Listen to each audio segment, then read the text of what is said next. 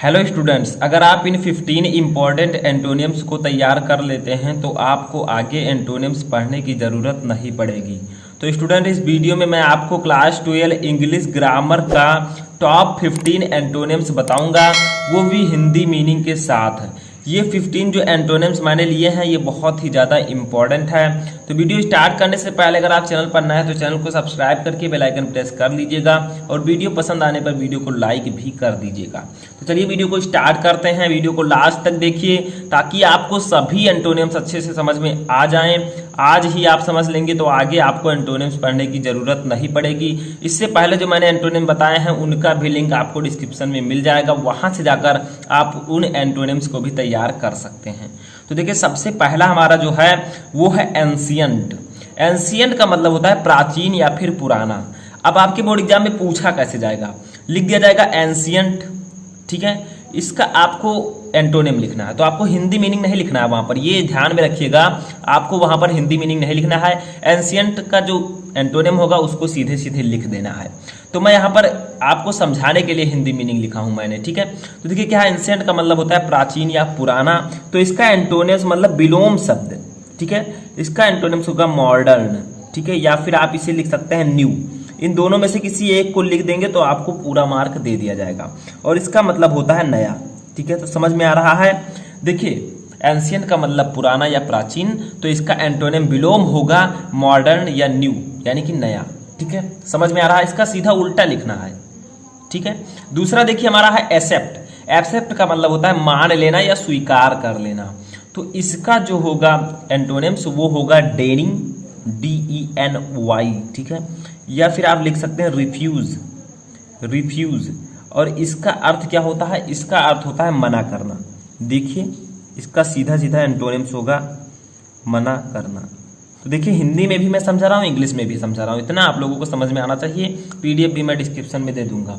तो देखिए एक्सेप्ट का मतलब होता है मान लेना, यानी कि किसी की बात को मान लेना। डेनी या रिफ्यूज का मतलब होता है मना कर देना, यानी कि किसी भी बात को मना कर देना, ठीक है। तो इसका सीधा विलोम है, इंग्लिश में भी हिंदी में भी, ठीक है। तो ऐसे आप लोगों को समझ कर चलना है। वहां पर आपको ऐसे वर्ड दिए रहेंगे, जैसे ब्रिलियंट है, इसका सीधा एंटोनिम्स इंग्लिश में लिख देना होगा, ठीक है। हिंदी लिखने की जरूरत नहीं है। तो देखिए तीसरा हमारा है ब्रिलियंट। ब्रिलियंट का होगा आपका डल, ठीक है, या फिर लून। लून, डल का मतलब होगा भद्दा। तो ब्रिलियंट का मतलब शानदार और डल या लून का मतलब होगा भद्दा, ठीक है। ये दा है, भद्दा, थोड़ा अच्छे से लिख दीजिएगा, समझ में आ रहा है। तो ऐसे आपको एंटोनिम लिखना है। मैं आपको 15 बताते हुए चलता हूं, आप नोट कर सकते हैं, स्क्रीनशॉट ले सकते हैं या फिर PDF को डाउनलोड करके समझ सकते हैं। आगे देखिए हमारा क्या है, बोल्ड। बोल्ड का मतलब होता है बहादुर। तो बहादुर का जो एंटोनिम होगा वो होगा कवर्ड, या फिर आप लिख सकते हैं एफ्रेड, एफ्रेड। तो इसका एंटोनिम कवर्ड या एफ्रेड, जिसका हिंदी होता है भयभीत। तो डरपोक, कवर्ड मतलब डरपोक या फिर भयभीत, ठीक है। तो बोल्ड का मतलब बहादुर, मैं बहादुर हूं। कवर्ड का मतलब डरपोक यानी कि भयभीत, ठीक है, या फिर डरपोक। समझ में आ रहा है। ऐसे आपको इन दोनों में से किसी एक को आप लिख सकते हैं। मैं दो लिख रहा हूं, लेकिन आप एक को लिखिएगा तो भी आपको पूरा नंबर मिलेगा, ठीक है। दो लिखने की जरूरत नहीं है। पांचवा देखिए आपका है चीप। चीप का मतलब होता है सस्ता। तो इसका एंटोनिम होगा कॉस्टली, कॉस्टली। कॉस्टली का मतलब होगा महंगा, ठीक है। समझ में आ रहा है। सिंपल है, बस आपको सिर्फ समझते हुए चलना है। एक दो बार PDF डाउनलोड करके पढ़ लेना है बस। छठवां देखिए हमारा है डीप। डीप का मतलब होता है गहरा। तो गहरा का जो हमारा होगा वो होगा हाई, HIGH। हाई का मतलब ऊंचा, समझ में आ रहा है। या फिर सैलो, सैलो, इसका मतलब होगा छिछला, ठीक है। या फिर छिछला होता है जैसे ऊपर की तरफ या फिर ऊंचा, ठीक है। तो ये आपका हो जाएगा इसका एंटोनिम्स डीप का। इसके बाद में सातवां हमारा देखिए, सातवां है फेम। फेम मतलब ख्याति या फिर प्रसिद्धि, ठीक है। तो फेम का क्या होगा, ऑब्स, इस प्रकार से देखिए, ऑब्सक्यूरिटी, ठीक है। ऑब्सक्यूरिटी, ऑब्सक्यूरिटी का मतलब होता है अप्रसिद्ध, अप्रसिद्ध या फिर गुमनामी, गुमनामी या फिर अप्रसिद्ध। समझ में आया? इस प्रकार से। इसके बाद में हमारा 8वां देखिए क्या है, ये भी इंपॉर्टेंट है और बहुत ही ईजी है। इसमें आपको करना क्या होता है, देखिए ऑनेस्ट, ऑनेस्ट का मतलब होता है ईमानदार, तो ऑनेस्ट का जो हो जाएगा वो हो जाएगा डिसऑनेस्ट, ठीक है, डिसऑनेस्ट।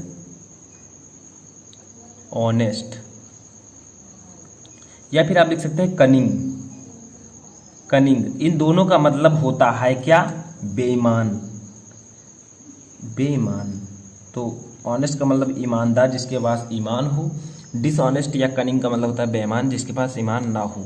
इसके बाद में 9वां देखिए हमारा क्या, 9वां है हमारा जॉन, जॉय, ठीक है, JOY। जॉय का मतलब होता है प्रसन्नता, तो प्रसन्नता का सीधा सीधा होगा दुख, तो आप लिख दीजिए सौरो, सौरो का मतलब होगा क्या, दुख, ठीक है। तो याद करते चलिएगा, बहुत ही सिंपल है ये सब। इसके बाद में देखिए हमारा है लिटरेट, लिटरेट का मतलब होता है शिक्षित, तो लिटरेट का हमारा क्या हो जाएगा, लिटरेट का आप लिख दीजिए इलिटरेट, ठीक है, इलिटरेट। लिटरेट का मतलब, इलिटरेट का मतलब होगा अशिक्षित, मैंने आगे सिर्फ इलिटरेट लगा दिया है, ठीक है। या फिर इसका आप अनएजुकेटेड भी लिख सकते हैं, अनएजुकेटेड यानी कि जिसके पास एजुकेशन ना हो उसे हम कहेंगे अनएजुकेटेड, अशिक्षित, ठीक है। इसके बाद में हमारा देखिए 11वां क्या है, मेजर, मेजर का मतलब होता है बड़ा या बालिग, ठीक है, मेजर। इसके बाद में हमारा देखिए इसका हो जाएगा माइनर, माइनर का मतलब होता है छोटा या नाबालिग, ठीक है।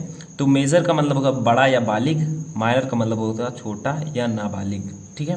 इसके बाद में देखिए हमारा 12वां है ऑर्डिनरी, ऑर्डिनरी का मतलब होता है सामान्य, तो ऑर्डिनरी का सिंपल हो जाएगा स्पेशल, स्पेशल का मतलब होता है कुछ खास, ठीक है। तो स्पेशल का मतलब होगा खास, सामान्य ये खास, तो सामान्य है कोई खास है। 13वां देखिए पॉइजन, पॉइजन का मतलब होता है जहर, ठीक है। तो पॉइजन का जो हमारा हो जाएगा वो हो जाएगा स्टरलिटी, स्टरलिटी। या फिर आप लिख सकते हैं एंटीडोट, एंटीडोट। इन दोनों का मतलब क्या होता है, अमृत, तो जहर का सीधा सीधा अमृत, जहर पीने से आदमी मर जाएगा, अमृत पीने से अमर हो जाएगा, ठीक है। तो इसका सीधा सीधा एंटोनिम से हो जाएगा। इसके बाद में देखिए हमारा 14वां क्या है, रेस्पेक्ट, रेस्पेक्ट का मतलब होता है आदर, मैं आपका रेस्पेक्ट करता हूँ यानी कि मैं आपका आदर करता हूँ। इसका जो होगा वो होगा ह्यूमिलिएशन, ह्यूमिलिएशन, ठीक है। या फिर आप लिख सकते हैं इंसल्ट, इंसल्ट। इन दोनों का अर्थ हो जाएगा बेइज्जती, बेइज्जती, ठीक है। तो आदर का सीधा सीधा हो जाएगा विलोम बेइज्जती। इसके बाद में हमारा लास्ट आता है जो कि है ट्रिम्फ, ट्रिम्फ का मतलब होता है जीत, तो जीत का सीधा सीधा हो जाएगा हार, तो लॉस या फिर आप लिख सकते हैं फेलर, फेलर, फेरल का मतलब होता है क्या, हार, ठीक है। तो ये थे आपके टॉप 15 इंपॉर्टेंट एंटोनिम्स जो कि मैंने आपको इस वीडियो में समझाए। ट्रिम्फ का मतलब जीत, लॉस का मतलब, फेलर का मतलब होता है हार। तो आई होप कि आपको ये 15 इंपॉर्टेंट एंटोनिम्स आसानी से समझ में आ चुके होंगे। यहाँ पर एक इंपॉर्टेंट जो सूचना है वो है कि इसका जो है और मैं वीडियो बना चुका हूँ, उसका भी लिंक आपको डिस्क्रिप्शन में मिल जाएगा, PDF का भी लिंक आपको डिस्क्रिप्शन में मिल जाएगा। तो ये सब आप लोग जाकर डाउनलोड कर लीजिएगा ताकि पढ़ने में आसानी हो। इसके बाद अगर चैनल पर नए, चैनल को सब्सक्राइब करके बेल आइकन प्रेस कर लीजिएगा और वीडियो को लाइक कर दीजिएगा, ठीक है, और अपने दोस्तों के साथ शेयर कर दीजिएगा। और अगर कोई भी क्वेरी है तो आप मुझे कमेंट बॉक्स में बता सकते हैं।